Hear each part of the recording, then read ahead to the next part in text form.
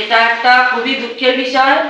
আমার একটা পুরাতন ভিডিও নিয়ে আজকে সন্দেশখালীর আন্দোলনকে তৃণমূল অসম্মান করার চেষ্টা করছে।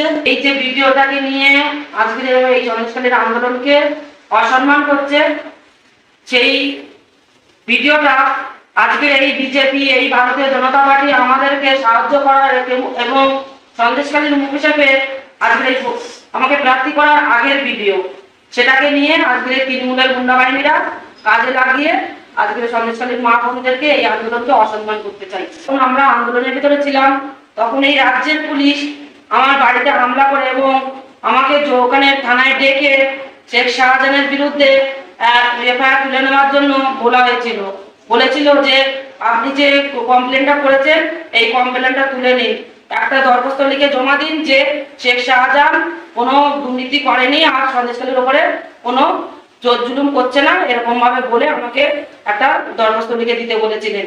আর আমাদের আন্দোলন তুলে নেওয়ার জন্য আমাদের পুলিশ প্রশাসন থেকে সন্দেশখালী পুলিশ প্রশাসন থেকে আমাকে চাপ দেওয়া হয়েছিল। আজকে যদি রাজ্যের পুলিশ সাহায্য করতো মানুষকে, আজকের সন্দেশখালীর মানুষকে যদি সাহায্য করতো, তাহলে আজকের সন্দেশখালীর মা বোন এবং সন্দেশখালীর প্রত্যেকটা পরিবার আন্দোলনে রাখতেন না। সন্দেশখালীর এই পুলিশ, সন্দেশখালী থানার পুলিশ কোনো মতেই মানুষের পাশে দাঁড়াননি এবং শিবহাজারা শেখ শাহজাহান মুক্তিযোদ্ধাদের হয়ে কথা বলতেন এবং সাধারণ মানুষের শেখ শাহজাহানের হয়ে প্রত্যেকটা মানুষের উপরে অত্যাচার চালিয়ে যেতেন। যেন রাজ্যের পুলিশ নয়, শেখ শাহজাহানের ভাড়া করা গুন্ডা ওনারা এরকম ভাবেই চালিয়ে যেতেন মানুষের উপর অত্যাচার। যৌন হেনস্থার বিষয়টা আমরা উল্লেখ করেছিলাম, কিন্তু রাজ্যের পুলিশ আমাদের পাশে দাঁড়ায়নি, আমাদের সহযোগিতা করেনি। মাননীয় মুখ্যমন্ত্রী আজকে সন্দেশখালী অত্যাচারিত মা বোনেদের পক্ষে একটা কথাও খরচা করেননি, ব্যয় করেননি। আজকে পিসি বাড়িতে মিলে প্রত্যেকটা সবাই গিয়ে শুধুমাত্র সন্দেশখালীর মা বোনেদের উল্লেখ করে গাড়ি গালা যেন নোংরা কথা বলে চলেছে। আজকে যে সন্দেশখালীর মা বোনেদের পাশে এসে দাঁড়ানোর দরকার ছিলেন সেটাও তিনি করেননি।